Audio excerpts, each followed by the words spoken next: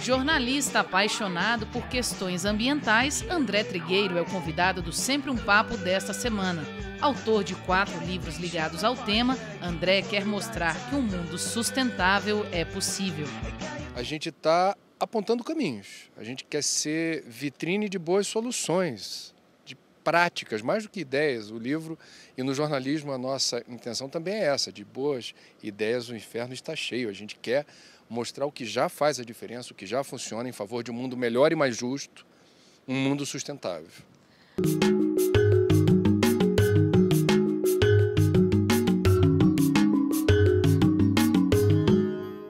Esse livro era para ser uma edição revista e atualizada da edição Mundo Sustentável, lançada em 2005. O livro anterior estava vivo em catálogo durante 6 anos e isso estava me causando constrangimentos, porque o mundo mudou muito em 6 anos e a gente teve a percepção de que precisava oxigenar, atualizar os conteúdos. E, quando a gente terminou esse trabalho no ano passado, a constatação foi: nós temos um livro novo. Na verdade, não é uma versão revista e atualizada. A gente mantém parte dos textos e das reportagens da edição anterior, mas, majoritariamente, os conteúdos aludem ao que aconteceu de novo nesses 6 anos. Barack Obama se elegeu presidente dos Estados Unidos, mudou política energética naquele país, incentivando as renováveis, carros mais eficientes, combustíveis mais limpos. Nós tivemos o maior desastre ambiental da história dos Estados Unidos, o vazamento da petrolífera BP no Golfo do México. No Brasil, nós tivemos a descoberta do petróleo da camada pré-sal com uma reengenharia de processos, inovação tecnológica, uma nova visão de desenvolvimento lastreado em combustível fóssil em pleno século XXI, com o ônus e o bônus que estão embutidos nesse processo.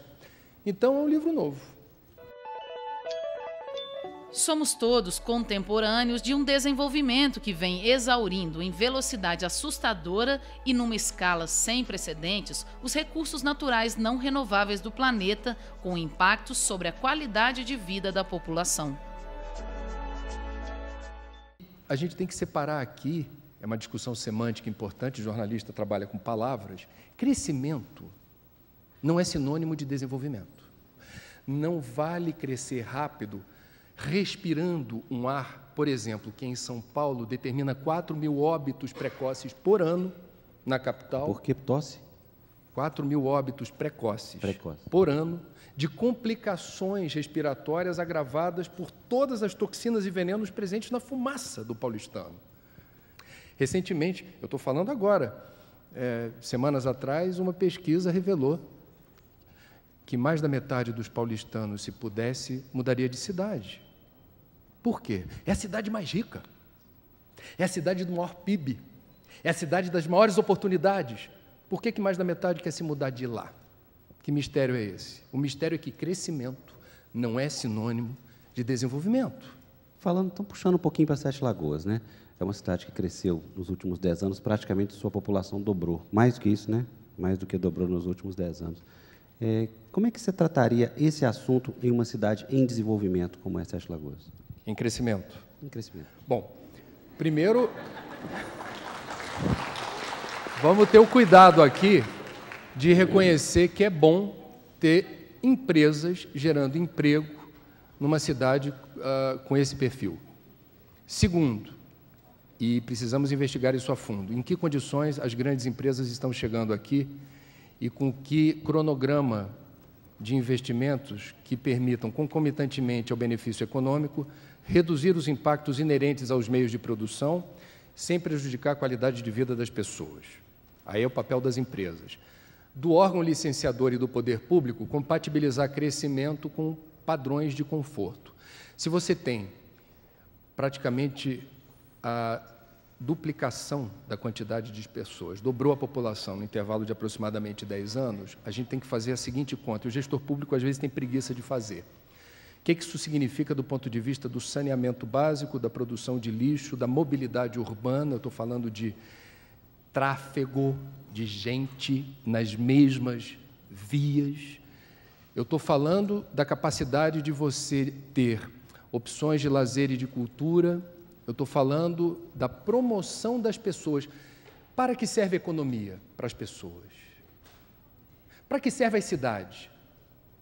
para as pessoas. Se a economia não serve para as pessoas, se as cidades não são projetadas para as pessoas, tem algo errado na equação.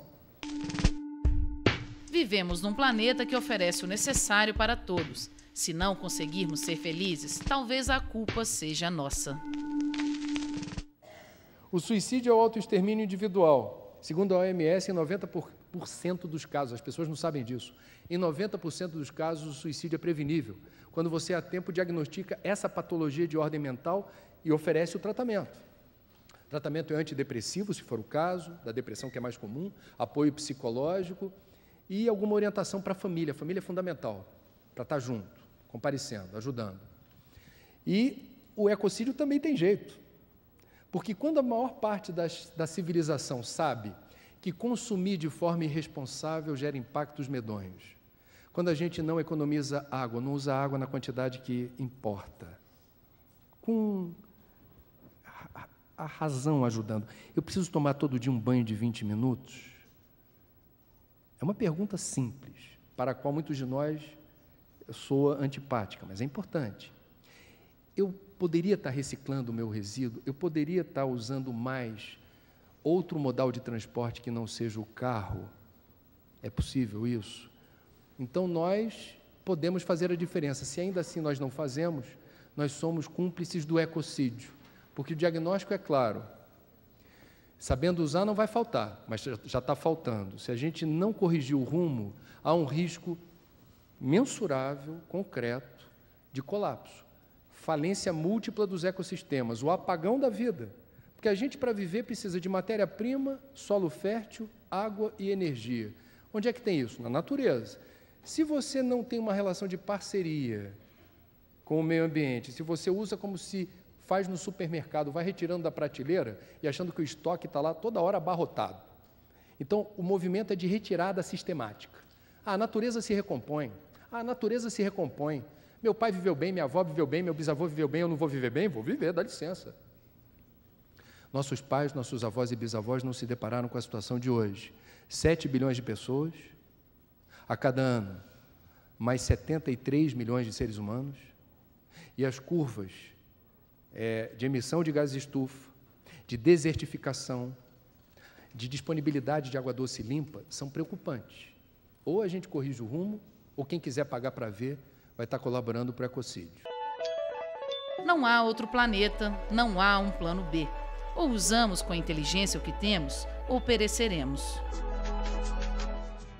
Gostaria que você falasse um pouquinho sobre a questão da educação. Afonso, o mundo mudou muito nos últimos 20, 30 anos. Se a grade curricular da escola do seu filho, ou se a ementa do curso universitário que você faz, não incorporou o pacote de informações que precisa estar presente hoje em quem está aprendendo o que seja, e você sai da escola ou da universidade ignorando a gravidade da crise ambiental, e você forma os mesmos estudantes de sempre, o mesmo jornalista, o mesmo advogado, o mesmo cientista, o mesmo arquiteto, o mesmo engenheiro, o mesmo médico, nós vamos perder essa batalha. O papel da educação fundamental é preparar o cidadão para o mundo. Se o mundo mudou, por lógica, a gente precisa de alguma forma oxigenar, ajustar a grade curricular, os conteúdos pedagógicos de escolas e universidades. Com criança é mais fácil. É mais fácil a criança aprender novos idiomas, é mais fácil para a criança memorizar a aprendizagem, guardar a lição da aula. Adulto começa a ficar meio difícil. Quando chega no Zenta, me ofereceram aqui nos bastidores um bolo de limão açucarado, delicioso. Eu falei, olha, quando chega no Zenta, queimar o excesso calórico vira uma encrenca. Com criança é mais fácil. E veja, não é difícil explicar para a criança o que muito economista, PhD por aí, não consegue entender. Sabendo usar, não vai faltar. A criança descobre, leva isso para a vida e pratica quando chegar na nossa idade. Num mundo dinâmico, onde as transformações ocorrem numa velocidade impressionante, a escola continua sendo um dos últimos refúgios do pensamento crítico e da reflexão. Um laboratório de ideias onde o conhecimento e a criatividade deveriam ser aplicados com ênfase na construção de um mundo mais ético, justo e sustentável. Sustentabilidade é, portanto, uma palavra-chave na busca de um novo sistema de valores, um novo paradigma civilizatório. Olimpíada. Eu escrevi ano passado um artigo chamado, no jornal o Globo, Novo Maracanã já nasce velho. A marquise do Maracanã, tal qual a do Mineirão, o Mineirão está melhor do que o Maraca, o projeto. Porque você tinha uma marquise excepcional, que se você colocasse placa fotovoltaica, transformava o Maraca, como o carioca gosta de falar. Você tem futebol quarta, pode ter quinta também, sábado e domingo. Normalmente, nunca de manhã ou no início da tarde, final da tarde ou noite. Você transforma o Maracanã numa cidade solar como o Rio de Janeiro, que caprichosamente está na mesma faixa de exposição do Sol do que Sydney, numa planta energética. Você gera energia, esse país tem 280 dias de sol por ano. Então, um estádio, num país como o Brasil, aproveitando que vai reformar, vai retrofitar, bota a placa fotovoltaica e gera energia. Aí começaram a exibir animação em 3D sobre o novo Maracanã, era uma marquise retrátil. Aí eu escrevi. Aí, 3 meses depois, anunciou-se um projeto para pegar a borda da marquise retrátil, que eles vão colocar plaquinha fotovoltaica. Não era a prioridade. Um dos grandes problemas ambientais do planeta é, curiosamente, uma das maiores paixões da humanidade, o carro. E já se foi o tempo em que o automóvel era apenas um veículo de transporte. Hoje, ter carro é sinônimo de status. A questão do ciclista no trânsito se insere numa questão maior, que é o que precisa ser feito para o motorista simplesmente respeitar as leis de trânsito? Porque se ele respeitar, o que está escrito no Código Nacional de Trânsito é que a bicicleta ela tem prioridade sobre o automóvel na via pública. Então, essa é uma questão. A bicicleta não resolve o problema do trânsito, mas ela é uma ferramenta indispensável para você atenuar os impactos da perda progressiva de mobilidade urbana pela multiplicação indiscriminada de veículos automotores. A conta que eles fazem para carro é dizer o seguinte: nos Estados Unidos, a proporção carro-habitante é 2:1, na Europa é 3:1.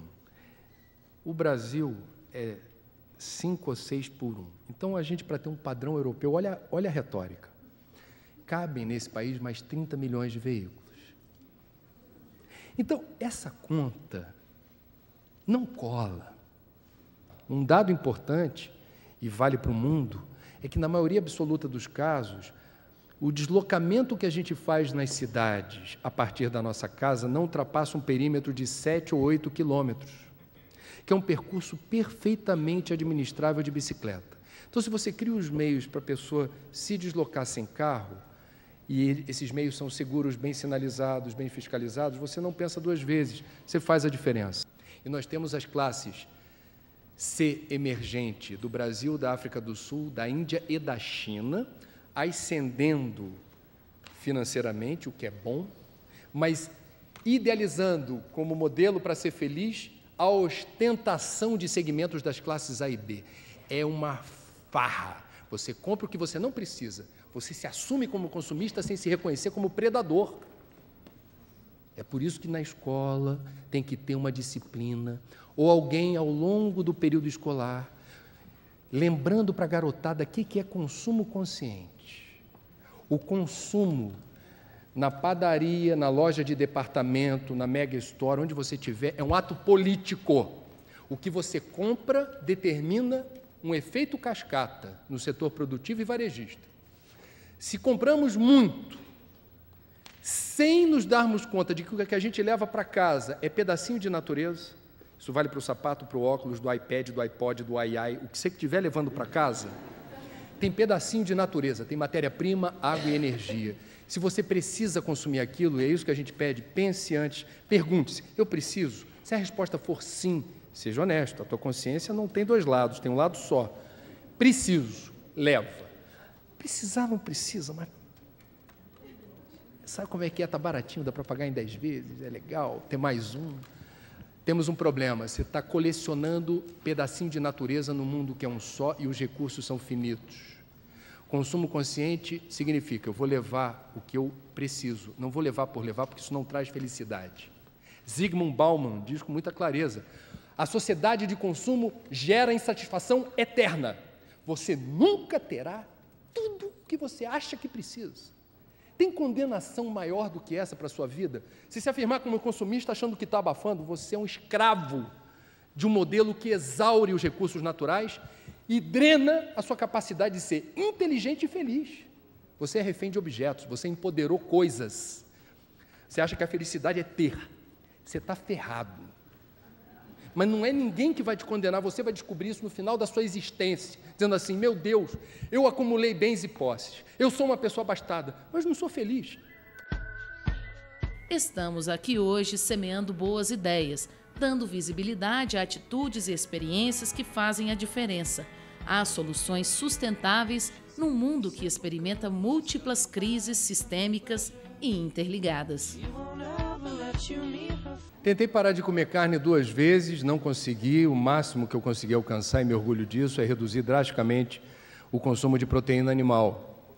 Eu gostaria de ser vegetariano porque eu reconheço a pegada ecológica da carne como o principal vetor de desmatamento no Brasil e no mundo. No Brasil, 80% do que já foi desvegetado da Amazônia é pecuária extensiva. E a nossa carne tem, além de cheiro de floresta queimada, digital de mão de obra escrava ou infantil. Agora, o que a gente pode fazer? Deixa eu pegar o exemplo daqui. 200 mil habitantes, aproximadamente, 7 lagoas. Em média, a gente gera 1 quilo de resíduos por dia. 200 mil pessoas, 200 mil quilos, 200 toneladas por dia de resíduo. Estima-se que aproximadamente 40% disso seja de reciclável, não deveria ir para aterro. 40% de recicláveis ir para aterro é um desperdício. Não deveria ser assim. O brasileiro vive, em média, 74 anos, segundo o IBGE.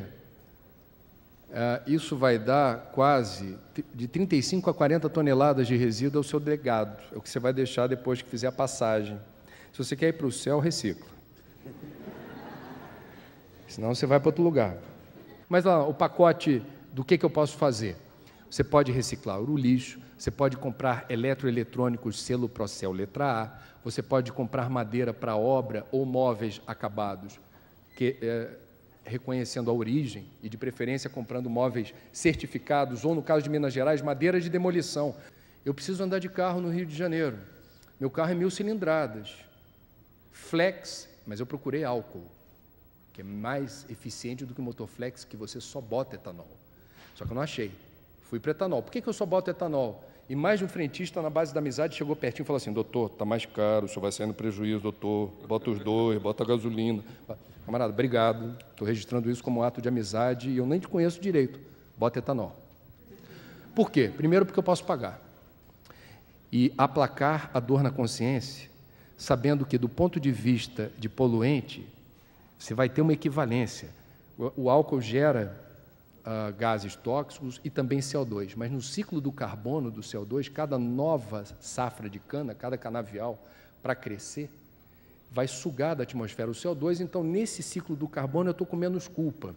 Um carro mais simples também gera alguns constrangimentos. No estacionamento da minha empresa só tem carrão. Eu chego com o meu 1000 que eu não lavo, não tem por que usar água potável para lavar meu carro. O carro não é uma extensão da minha vaidade. É claro que quando está na fase craca, alguém mais próximo diz, está na hora. Aí eu levo, tem 2 lugares no Rio de Janeiro que você consegue limpar o carro sem usar água, só com um produto feito com a base de óleo de babaçu e outros, e estopa. O carro fica lindão. Muito bem. Eu entro na garagem da empresa onde eu trabalho, e dependendo de quem está lá de vigia, eu tenho que ouvir a mesma piadinha sempre, tenho que baixar o ouvido, parar e ouvir ele falar, aí doutor, tirando onda de pobre. Coletor solar em Belo Horizonte é a regra, não é mais exceção. O mercado já tem demanda, não precisa ter subsídio.